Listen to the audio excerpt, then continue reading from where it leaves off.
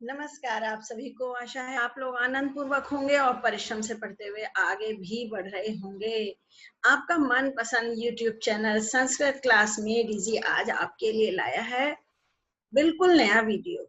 और कौन सा वीडियो? जिसके बारे में बच्चे बहुत दिन से जानकारी लेना चाह रहे थे। बहुत दिन से उनका कहना था कि हमको बताया जाए कि किस तरह पठित और अपठित गद्यांश में भाषिक कार्य हल किया जाएगा। ये भाषिक कार्य कैसे हल किया जाता है ये आप सभी जानना चाहते हैं, तो आज हाजिर है आपके लिए संस्कृत क्लास में डीजी की ओर से क्या भाषिक कार्य कैसे किया जाए।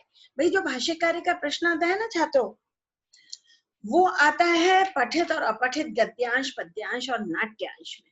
लेकिन भाई आगे बढ़े उसके पहले मेरी वही रिक्वेस्ट कि अगर आपने अभी तक सब्सक्राइब नहीं किया है ये संस्कृत क्लास में डीजी यूट्यूब चैनल, तो इसे सब्सक्राइब जरूर कर लें। और सब्सक्राइब कर लिया है, बहुत अच्छी बात है। अगर सब्सक्राइब कर लिया है तो अपने साथियों के साथ इसको शेयर भी जरूर कीजिए, क्योंकि ये छात्रों के लिए बहुत उपयोगी है। सब मिलकर पढ़िए, आगे बढ़िए। विद्या तो बांटने से बढ़ती है ना, मैं हमेशा यही कहती हूँ। तो आज हम जानेंगे कि भाषिक कार्य का प्रश्न कैसे हल किया जाए, जो पूरे प्रश्न पत्र में कम से कम 3, 3, 6, 9 और 12 नंबर का आता है। 12 नंबर आते हैं इस भाषिक कार्य के प्रश्न में। अब उसमें क्या क्या पूछा जाता है ये हम लोग और जान लेते हैं। एक तो पूछा जाता है कि भाई ये विशेषण पद किसका है, वो विशेष्य पद किसका है, या दो पद देके पूछते हैं। अनयोः पदयोः विशेषण पदम किम, अनयोः पदयोः विशेष्य पदम किम, है ना। फिर कर्ता और क्रिया की अन्विति, दो शब्द देके पूछ लेते हैं भाई इसमें कर्ता पद कौन है, वाक्य देके पूछते हैं इसमें से कर्ता कहाँ है, क्रिया कहाँ है। या फिर केवल प्रश्न पूछ लेते हैं इत्यस्य कर्तृपदम किम या इत्यस्य क्रियापदम किम। ठीक। विपर्य तथा विलोम, पर्याय शब्द, विपर्य यानी विलोम शब्द। एक शब्द देके कहेंगे कि भाई इसका विपर्य आप गद्यांश में से ढूंढिए या श्लोक में से ढूंढिए, या फिर एक शब्द देके कहेंगे इसका पर्याय शब्द आप गद्यांश में या श्लोक में से ढूंढिए। तो ये सब कुछ कैसे पहचाना जाएगा, यही हम लोग आज अभी पढ़ने जा रहे हैं भाई। ठीक है, तो आप जरा तैयार हो गए अच्छी तरीके से? तो ठीक है, सुनिए आगे बढ़ते हैं और जानते हैं इसके बारे में। आगे देखिए मेरे पास आपके लिए क्या क्या है, तैयारी करिए भाई मैंने आपके लिए। और ये रहा विशेषण तथा विशेष्य पद कैसे पहचाना जाता है। कैसे पहचानते हैं विशेषण तथा विशेष्य पद, वो देखिए। विशेष्य वो होता है बच्चों जिसके बारे में बात की जा रही हो। जैसे ये पेन है, काला पेन, किसके बारे में बात हो रही है? पेन के बारे में, तो ये विशेष्य है। और क्या बात हो रही है कि ये काला है, तो ये इसके बारे में डिस्क्राइबिंग वर्ड्स हैं, काला, तो ये हो गया विशेषण। और देखिए, ये देखिए ऑरेंज कलर का दुपट्टा है, तो बात किसकी हो रही है? दुपट्टे की, तो दुपट्टा हुआ विशेष्य। और ये नारंगी रंग का है, ये हो गया इसका विशेषण। पीछे पर्दा देखिए, नीला पर्दा, बात किसकी हो रही है? पर्दे की, तो पर्दा विशेष्य है। और विशेषण क्या हुआ उसका? सही जान गए, नीला, नीला उसका विशेषण है। तो इस तरह जिसके बारे में बात हो रही है वो होता है विशेष्य। और जो कुछ भी बात हो रही है, जो शब्द विशेष के बारे में डिस्क्राइब कर रहे हैं, वो होते हैं विशेषण। अब हम यहाँ से कुछ उदाहरण देखते हैं और जानते हैं इसके बारे में। एकस्मिन् नगरे द्वे मित्रे आस्ताम्, ये देखो मित्रे और ये देखो नगरे, ये दो शब्द मैंने हाईलाइट कर दिए हैं। आपको बताना है नगरे इत्यस्य किम विशेषण पदम, नगरे का विशेषण पद क्या है? एकस्मिन् द्वे मित्रे यास्ताम्, इन चारों में से विशेषण क्या है? अरे भाई बात नगर की हो रही है, नगर कौन सा? एक नगर में, तो ये हो गया इसका विशेषण। ऐसे ही बात मित्र की हो रही है, मित्र कितने? दो, तो ये हो गया विशेषण। ठीक है कि नहीं है? इस तरीके से विशेषण और विशेष्य हम खोजेंगे। पक्षिणा मधुरम गीतम गायन्ति, गीतम इत्यस्य किम विशेषण पदम प्रयुक्तम। गीतम, इसका विशेषण पद क्या है? गीत कैसा है? पक्षी या मधुरम? हाँ मधुरम, तो ये विशेषण हो गया, है ना। सिंपल, अब आपको समझ में आ रहा है। सर्वे जनाः तत्र गच्छन्ति, यहाँ विशेषण विशेष्य दोनों पद खोज के बता दीजिए, क्या विशेषण और क्या विशेष्य। तत्र गच्छन्ति, तत्र तो अव्यय है, गच्छन्ति क्रिया है। सर्वे जनाः, बात जनाः की हो रही है, तो जनाः शब्द हो गया विशेष्य और उसका विशेषण सर्वे, ये हो गया विशेषण। संस्कृतस्य व्याकरणम अप्रतिमम अस्ति। अप्रतिमम का मतलब होता है अनोखा, अनूठा। तो संस्कृत का व्याकरण अनोखा है। अनोखा शब्द विशेषण है कि विशेष्य है? हाँ, ये शब्द तो भाई विशेषण है। तो ये हम क्या कर रहे हैं अभी तक? हम मार्क क्या कर रहे हैं? व्याकरणम की बात हो रही है, ये हो गया विशेष्य और अप्रतिमम हो गया विशेषण।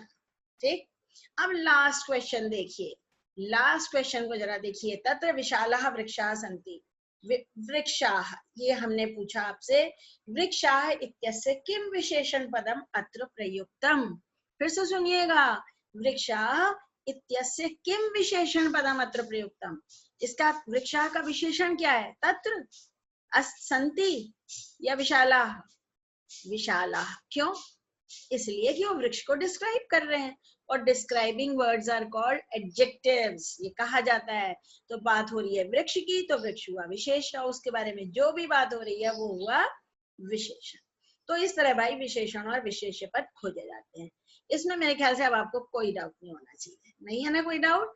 तो हम आगे बढ़ते हैं और आगे देखते हैं कि हमारे पास है क्या आपके लिए। आगे भी तो देखा जाए, अभी और कुछ भी तो होना चाहिए हमारे पास। ये तो हमने देख लिया। अब कर्ता और क्रियापद कैसे पहचाने? अब हमें देखना है कि कर्ता और क्रियापद हम कैसे पहचाने।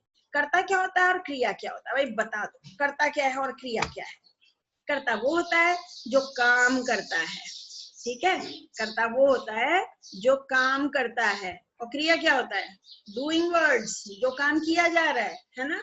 जैसे मैं आपको पढ़ा रही हूँ, पढ़ाने का काम कौन कर रहा है? मैं। तो मैं हुआ कर्ता, और काम क्या हो रहा है? पढ़ा रही हूँ, तो पढ़ा रही हूँ ही हुआ क्रिया।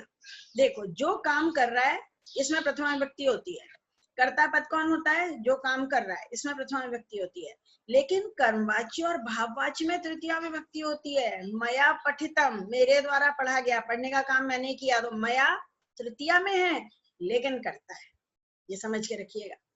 मया पठितम, इक्ता प्रत्यय जब भी होगा ना तो कर्ता में तृतीया विभक्ति होगी। लो मैं यहाँ लिख देती हूँ, इक्ता प्रत्यय, जब भी इक्ता प्रत्यय होगा तो कर्ता में तृतीया विभक्ति ही लगेगी। और क्रिया, जो भी काम किया जा रहा है, कर्ता जो काम कर रहा है वो क्रिया होती है। जैसे तत्र अनेके बालकाः क्रीडन्ति, वहां अनेक बच्चे खेल रहे हैं, इसमें क्रिया कहाँ है?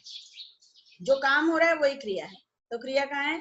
यस, क्रीडन्ति क्रिया है। अब इसका कर्तृपद क्या है? कर्तृपद, इसका कर्तृपद कौन है? अनेके या बालकाः? बालकाः इसका करता है। अनेके तो इसका विशेषण है बालकाः का, कंफ्यूज मत होइएगा। बालकाः शब्द कर्ता पद है, अनेके तो विशेषण है, अलग बात है। वो पिछली वाली बात हो गई जब हम विशेषण विशेष्य खोज रहे थे। पक्षिणः मधुरम गीतम गायन्ति, वही एग्जाम्पल लिए मैंने जिससे आपका डाउट दूर हो सके। गायन्ति क्रियापद है, इसका कर्ता पद कौन है? गाने का काम कौन कर रहा है? गीत ना, पक्षिणः, पक्षी बहुवचन में है, ये इसका कर्ता पद है। त्वया कुत्र गम्यते, मैंने कहा था ना, अगर भाववाच्य हो या कर्मवाच्य हो तो ये भाववाच्य है। त्वया कुत्र गम्यते, काम तो हो रहा है जाने का, तो गम्यते तो हुआ क्रियापद, और त्वया हुआ इसका कर्ता पद। याद रखिएगा, कर्मवाच्य और भाववाच्य में कर्ता हमेशा तृतीया विभक्ति में होता है। साथ ही इक्ता प्रत्यय में भी तृतीया विभक्ति में होता है कर्ता। एकस्मिन् नगरे द्वे मित्रे आस्ताम, एक नगर में दो मित्र थे, तो आस्ताम है क्रियापद। कौन थे? नगर थे कि मित्र थे? नगर नहीं थे, मित्र थे, तो मित्र हो गया कर्ता। दो मित्र थे, मित्र करता है, आस्ताम क्रिया है। आगे बढ़िए, आगे बढ़ते जाएंगे और हम और ज्यादा समझते जाएंगे, ठीक है? आगे एग्जाम्पल और भी हैं। ये देखो, तेषाम मित्रम मूषकः आसीत्, उनका मित्र मूषक था। तो यहाँ पर था तो हो गई भाई क्रिया, इतना तो समझ में आ गया कि था तो होती है क्रिया, तो था तो हो गया क्रियापद। आसीत ये क्रियापद है, और था कौन था? मित्र था, तेषाम था या मूषक था? देखो ध्यान देना, यहाँ मित्र शब्द मूषक का विशेषण है बच्चों। चूहा कौन था? दुश्मन नहीं था, दोस्त था, तो ये तो विशेषण है। और ये कर्ता पद है, था कौन था? मूषक, तो मूषक कर्ता पद हुआ। इस तरह जब ये क्वेश्चन आप करें तो अपने आप से क्वेश्चन पूछते जाएं, जैसे मैं पूछ रही हूँ, अपने आप से क्वेश्चनिंग करते रहो, आंसर हमेशा सही और सटीक मिलने वाला है, कोई इसमें गलती नहीं हो पाएगी। तो आगे बढ़ते हैं और देखते हैं कि आपके लिए हमारे पास है क्या। ये लीजिए आगे, अब हम देखेंगे कि अव्यय पद कैसे ढूंढे जाए। अव्यय पद भी पूछा जाता है कि इस वाक्य में अव्यय पद बताओ, अंतिम वाक्य में अव्यय पद बताओ, ये भी तो पूछ लेते हैं ना। तो हम ये भी जान ले कि अव्यय पद क्या होते हैं। पहली बात तो अव्यय पद वे होते हैं जिनके रूप नहीं चलते। मोटी सी बात यह है कि रूप नहीं चलते, यानी वे शब्द अपना रूप नहीं बदलते, जैसे हैं वैसे ही रहते हैं। जैसे अत्र तत्र कुत्र अद्य, ह्यः माने बीता हुआ कल, श्वः आने वाला कल, ह्यः माने यस्टरडे और श्वः माने टुमारो, कदा माने कब, अपि, एव, यदि और इक्त्वा, तुमोन और ल्यप से बनने वाले शब्द भी अव्यय होते हैं बच्चों। अगर अभी तक आपको नहीं पता था तो जान लीजिए। वैसे आपके अध्यापकों ने बताया होगा जब ये प्रत्यय सिखाए होंगे कि इक्त्वा पठित्वा चलित्वा हसित्वा, तुमुन पठितुम चलितुम हसितुम, और ल्यप संपठ्य विहस्य विनश्य, ये शब्द भी अव्यय होते हैं। तो ये क्वेश्चन पूछा जाता है कि अव्यय शब्द पहचानो। बहुत सारे अव्यय हैं और मेरा वीडियो भी आया हुआ है अव्यय पद के ऊपर, आप उसे भी देख सकते हैं। अब एक क्वेश्चन और पूछा जाता है, सर्वनाम पदम कस्मै प्रयुक्तम। ये प्रश्न भी पूछते हैं, एक सर्वनाम अंडरलाइन कर देते हैं, बताओ भाई ये सर्वनाम किसके लिए आया है। जैसे पहले इधर देखो, अनेके बालकाः तत्र क्रीडन्ति, अनेक बालक वहां खेल रहे हैं। ते अतीव प्रसन्नाः सन्ति, वे बहुत खुश हैं। ते सर्वनाम पदम कस्मै प्रयुक्तम, बता सकते हो ते सर्वनाम पद किसके लिए आया है। ते सर्वनाम पद भाई बालकों के लिए आया है। तो उत्तर क्या लिखेंगे, बालका। क्यों, क्योंकि कस्मै का उत्तर हमेशा चतुर्थी विभक्ति में होता है। आप लिखेंगे बाल के भ्य, ऐसे बाल के भ्य ऐसे लिखेंगे भाई, ये देख लो, ये उत्तर बनेगा। चतुर्थी में उत्तर हमेशा आता है, कस्मै का उत्तर हमेशा चतुर्थी विभक्ति में आएगा, याद रखेंगे भाई। जैसे कस्य षष्ठी हो जाती है, वैसे ये चतुर्थी विभक्ति में उत्तर आएगा। संस्कृतम एव एकमात्रम भाषा, संस्कृत ही एकमात्र भाषा है। यस्य शब्दकोशः विशालः, जिसका शब्दकोश विशाल है। तो ये यस्याः सर्वनाम पदम कस्मै प्रयुक्तम किसके लिए आया है, बताओ। भाषा के लिए कि संस्कृत के लिए। संस्कृत के लिए आया है, भाषाएं तो बहुत सारी हैं। तो हम यहाँ उत्तर क्या लिखेंगे, चतुर्थी लगानी पड़ेगी। संस्कृत भाषा शब्द है, संस्कृत भाषा, तो संस्कृत भाषा में चतुर्थी क्या होगी, लता की तरह रूप चलेंगे, ये हो जाएगा लता यई की तरह संस्कृत भाषा यई। देख लिया आपने, उत्तर चतुर्थी विभक्ति में बनेगा। सिर्फ संस्कृत लिखने से नंबर नहीं मिलने वाले हैं। क्वेश्चन आता है कस्मै प्रयुक्तम, ये लिखा हुआ है ना कस्मै, लेकिन यहाँ कस्मै के बजाय कस्यै भी पूछा जा सकता है क्योंकि स्त्रीलिंग पद है। चाणक्यः कथयत्, चाणक्य ने कहा, अहम न गच्छामि, मैं नहीं जा रहा हूँ।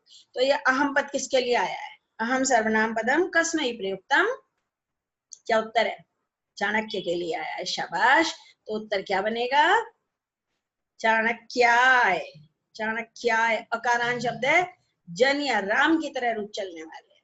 ओके, समझ में आया, नहीं समझ में आया हो तो एक बार वीडियो दोबारा देख लीजिएगा, क्या दिक्कत है। ये सुविधा इसीलिए तो है कि दोबारा देख लिया जाए, पक्का कर लिया जाए, अपने नोट्स भी बना लिया जाए। मैं हमेशा बच्चों को राय देती हूँ भाई अपने नोट्स बना लो।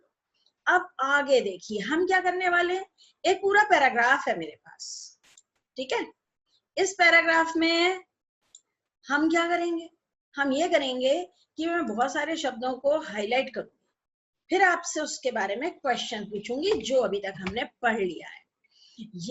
यद्यपि अस्मिन् संसारे बहूनि वस्तूनि सन्ति, यद्यपि इस संसार में बहुत सारी वस्तुएं हैं, परम विद्या सर्वश्रेष्ठम धनमस्ति, लेकिन विद्या ही सर्वश्रेष्ठ धन है। विद्या मानवः विनयशीलः भवति, विद्या से मनुष्य विनयशील हो जाता है। विनयात असौ पात्रता प्राप्नोति, विनय से वह, असौ माने यह पात्रता योग्यता प्राप्त करता है और योग्यता से धन प्राप्त करता है। धनात् धर्मम कृत्वा एव स सुखम लभते, धन से धर्म करके भी वह सुख पाता है। लभते को मैंने सर्कल किया, यहाँ प्राप्नोति को सर्कल किया। सुप्रतिष्ठते कुले, इसको अंडरलाइन किया। समुत्पन्ना, उच्च कुल में उत्पन्न, रूप और यौवन से संपन्न, ये भी अंडरलाइन किया। जना, व्यक्ति यदि विद्या से हीन होता है, तदा समाजे स सम्मानम न प्राप्नोति, तो वह समाज में सम्मान नहीं पाता है। एक मैंने सह को अंडरलाइन सर्कल करा। अब मेरा क्वेश्चन, ठीक, बहूनि वस्तूनि सन्ति, बहूनि इत्यस्य किम विशेषण पदम अत्र प्रयुक्तम, बहूनी, इसका क्या विशेषण शब्द यहाँ आया है? संसारे बहूनी वस्तूनि सन्ति, वस्तुएं कितनी है? वस्तुनि को डिस्क्राइब किससे किया जा रहा है? जी, बहूनी से ये विशेषण पद है। आगे बढ़िए। परम विद्या सर्वश्रेष्ठम धनम अस्ति, मैं पूछ रही हूँ धनम इत्यस्य किम विशेषण पदम प्रयुक्तम, धनम का क्या विशेषण पद आया है? धन कैसा है? सर्वश्रेष्ठम, तो ये धन सर्वश्रेष्ठम शब्द धनम का विशेषण है। ठीक।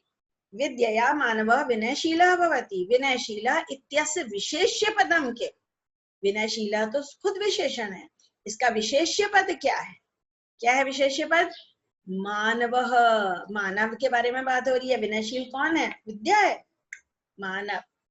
विनय से योग्यता पाता है और योग्यता से वह धन पाता है। प्राप्नोति इत्यस्य किम कर्तृपदम अत्र प्रयुक्तम, प्राप्नोति इसके लिए क्या कर्ता पद यहाँ प्रयोग किया गया है? अब अपने मन से क्वेश्चन पूछो, प्राप्नोति माने प्राप्त करता है, प्राप्त करने का काम कौन कर रहा है? यहाँ से देखेंगे, इससे पहले चलो, उल्टा चलो, वह धन पाता है, तो ये हो गया भैया कर्ता, सह शब्द करता है, वह धन पाता है। कोई कह सकता है मनुष्य भी कर्ता हो सकता है, मनुष्य कर्ता नहीं हो रहा है, क्यों? क्योंकि इसके बाद इमीडिएट क्रिया भवती है, ये भवती करता है, मनुष्य विनयशील हो जाता है ना। ऐसे ही ये प्राप्नोति का कर्ता कौन है? असौ, ये असौ इसका करता है, इमीडिएट जो पास में है और जिस पर काम करने की जिम्मेदारी है वही करता है। तो यहाँ धन का कौन पा रहा है? वह। धन से धर्म करके वह सुख पाता है। लभते इत्यस्य किम कर्तृपदम अत्र प्रयुक्तम, लभते का कर्ता पद क्या है? कौन लाभ, लाभ किसको मिल रहा है? चलो उल्टे उल्टे और देखो, ये रहा सह को मिल रहा है भाई, तो सह इसका कर्ता हो गया। सुप्रतिष्ठित कुले समुत्पन्न, उच्च कुल में उत्पन्न, मैंने पूछा सुप्रतिष्ठिते इत्यस्य किम विशेष्य पदम, उच्च क्या है? प्रतिष्ठित, प्रतिष्ठावान, सम्मानित कौन है यहाँ पर? आगे बढ़िए, कुले आगे ही मिल गया, कुले का विशेषण है, कुले विशेष्य पद है। ठीक। रूप यौवन से संपन्न, इसका विशेषण पद, विशेष्य पद बताओ। रूप यौवन संपन्न इत्यस्य विशेष्य पदम किम, कौन है इसका विशेष्य? देखो जन के लिए आया है, तो जन जो है वो रूप यौवन संपन्न के लिए विशेष्य का काम कर रहा है। यदि विद्याहीना भवति, विद्याहीन होता है तो वह समाज में सम्मान नहीं पाता है। सहकर्ता पद है, मेरा कहना है सहकर्ता पद है, प्रथमा विभक्ति है। आप बताइए इसका क्रियापद कौन है? यहाँ पे क्रियापद कौन सा शब्द इसका क्रियापद है? कौन सा पद है? वह सम्मान नहीं पाता है, प्राप्नोति इसका क्रियापद है। ठीक है ना। आगे देखें, विद्या एव सर्वविधम ज्ञानम संप्राप्य, विद्या से ही वह सारा ज्ञान पाकर अपनी और समाज की उन्नति करता है। सर्वविधम ज्ञानम, अनयो पदयो विशेष्य पदम किम, इन दोनों में से विशेष्य पद क्या है? विशेष्य पद पूछ रही हूँ। सर्वविधम ज्ञानम, इनमें से विशेष्य पद क्या है? सब किसके बारे में बात हो रही है? ज्ञान की। और ज्ञान कैसा है? हर तरह का। तो बात तो ज्ञान की हो रही है, तो ज्ञानम क्या हुआ? ज्ञानम हुआ विशेष्य पद और सर्वविधम हुआ उसका विशेषण पद। समझ में आ रहा है ना भाई?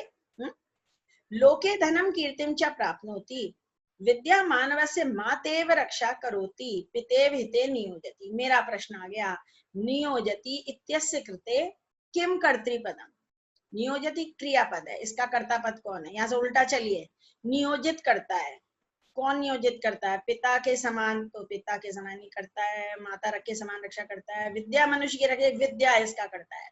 विद्या मनुष्य की माता की तरह रक्षा करती है और पिता की तरह भलाई के कामों में लगाती है। लगाने का काम माता और पिता नहीं कर रहे हैं, विद्या कर रही है, इसलिए विद्या शब्द करता हुआ और नियोजति इसका क्रियापद।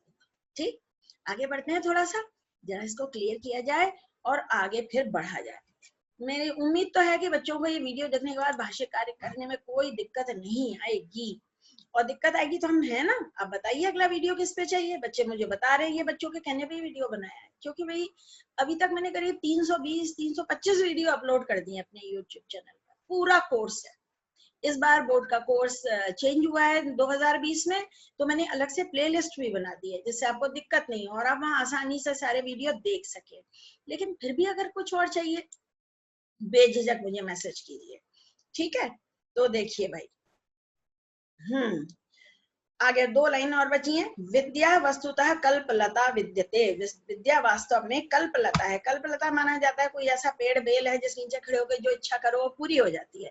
तो अगर आप विद्वान है, विद्यावान है, पढ़े लिखे हैं तो फिर जीवन भर कोई संकट ही नहीं है, कहीं चले जाओ। कहते हैं विदेश जाने पर विद्या ही सबसे बड़ा मित्र होती है। बहुत सही कहा गया है। विदेश जाने के बाद अपनी विद्या के बलबूते पर लोगों ने कितनी ऊंचाइयां छू ली हैं। अन्य धनम व्यय कृते क्षयम प्राप्नोति, अन्य धन खर्च करने पर नष्ट हो जाता है, लेकिन विद्या का धन खर्च करने पर बढ़ता है। इसलिए सत्य ही कहा गया है, विद्या धनम सर्वधनम प्रधानम। सच ही कहा गया है, विद्या का धन ही सर्वश्रेष्ठ धन है। बच्चों एक क्वेश्चन आता है एग्जाम में, शीर्षक कैसे लिखा जाए, वो भी अभी आपको बताते हैं। ये आपने पढ़ लिया इतना, अब मेरे को एक प्रश्न का उत्तर बताइए, ठीक है। वृद्धि, ये देखो मैंने लिख दिया वृद्धिम, इसका कोई विलोम शब्द यहाँ आया है? इतने से मैं बता दो, यहाँ कोई विलोम शब्द आया है? वृद्धि माने बढ़ना, इसका कम उल्टा विलोम शब्द क्या होगा? हाँ, क्षयम इसका विपर्यय शब्द है ना। ऐसे भाई इस तरीके से विपर्यय शब्द और ये भी पूछे जाते हैं। एक और बता दीजिए, इस अंतिम वाक्य में से चुन लीजिए कोई अव्यय पद। कोई अव्यय पद है यहाँ पर? ये भी है और ए यहाँ भी है, दो दो अव्यय पद हो गए इसमें, देखा, दो दो अव्यय पद है। तो इस तरीके से आप ये प्रश्न करेंगे। अब हम देखते हैं लास्ट में हम आपको क्या बताने वाले हैं। क्या बताने वाले हैं कि शीर्षक कैसे चुना जाए। अरे भाई अभी तक तो 2 नंबर का क्वेश्चन आता था, शीर्षक कैसे चुना जाए, लेकिन अब क्या होने वाला है, वो ये होने वाला है कि अब शीर्षक का क्वेश्चन शायद 1 नंबर का है, लेकिन कैसे करेंगे हम लोग वो देखो। शीर्षक हमेशा central idea of the paragraph होता है भाई, इस पर मैं बच्चों को बहुत ध्यान देने के लिए कहती हूँ। ये हमेशा जो मुख्य बिंदु है जिस पर पूरा आपका अपठित गद्यांश निर्भर करता है, वह मुख्य विचार या मुख्य विषय जो है वो शीर्षक होता है। पिछला अभी हमने जो खंड पढ़ा ना, उसमें डार्क कलर में जो लास्ट में छपा था वही शीर्षक था। अगर लेसन में, अगर आपके पैराग्राफ में ऐसा कुछ दिया हुआ है शुरू में या लास्ट में जो इन्वर्टेड कॉमास में है और डार्क कलर छपा हुआ है, तो बेधड़क लिख देना, वही शीर्षक होगा। अदरवाइज क्या करेंगे, मान लो बता कोई विवेकानंद के बारे में, महात्मा गांधी के बारे में, नेहरू जी के बारे में, दीपावली के बारे में, भक्त प्रहलाद के बारे में, ध्रुव के बारे में, क्रिकेट के खिलाड़ियों के बारे में कोई पैराग्राफ आ जाए, तो क्या करेंगे, महात्मा गांधी महोदयस्य कथा, नेहरू महोदयस्य कथा, जो भी शब्द लिख रहे हो ना उसके आगे षष्ठी विभक्ति लगा दो, गांधी महोदयस्य कथा, षष्ठी विभक्ति जरूर लगानी पड़ेगी, महोदय नहीं लिखेंगे, गांधी महोदयस्य कथा, ये हो गया शीर्षक। या दीपावली उत्सव की कथा, पर्व दीपावली, दीपावली के रूप कैसे चलेंगे, याद नहीं आ रहे हैं, अरे भाई उसके आगे उत्सव लिख दो, दीपावली, या लिखो दीपावली महोत्सव, पूरा जोड़ दीजिए, समास बना दीजिए, दीपावली महोत्सव, ये लो, ये शीर्षक हो जाएगा, है ना। किसी खेल के बारे में लिखा हुआ है तो क्रिकेट के बारे में है तो क्या लिखेंगे, फिर शीर्षक क्या बनेगा, क्रिकेट के बारे में, क्रिकेटस क्रीडा, क्रिकेट क्रीडा, ये लो, बस क्रिकेट क्रीडा लिखा और शीर्षक बन गया। क्यों इसमें विसर्ग नहीं लगेगा, क्यों, क्योंकि आकारांत है, लता की तरह लिखा जाएगा, विसर्ग थोड़ी लगाएंगे। इस तरीके से जो आप शीर्षक लिखते हैं वो हमेशा central idea of the paragraph होना चाहिए। अगर उसमें कोई इन्वर्टेड कॉमा में कोई पंक्ति दे दी है तो वही शीर्षक होगा, नहीं तो जो आप शीर्षक लिख रहे हैं उसमें षष्ठी विभक्ति लगाकर वाक्य बना के शीर्षक लिख सकते हो और पूरा नंबर आपको मिल जाएगा। तो भाई ये तो हुआ आपके सारी बातें कि हमने क्या पढ़ लिया, इस वीडियो में क्या क्या आपने सीख लिया।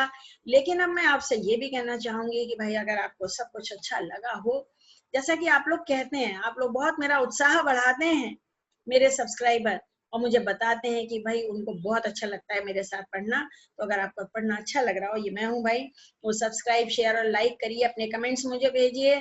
संस्कृत पढ़िए, दुनिया की प्राचीनतम और श्रेष्ठतम भाषा है भाई, और अब हमारा दायित्व है कि हम सिर्फ प्राचीनता को लेकर गुणगान करते रहे और सिर्फ उस पर अभिमान करते हैं, उससे बात नहीं बनी। संस्कृत को आगे भी तो बढ़ाना पड़ेगा ना, तो इसे आगे बढ़ाते हैं और हम खुद भी आगे बढ़ते हैं भाई, ठीक है। और आगे बढ़ते हैं, संस्कृत पढ़ते हैं, और हमेशा आप सबके लिए अनंत शुभकामनाएं।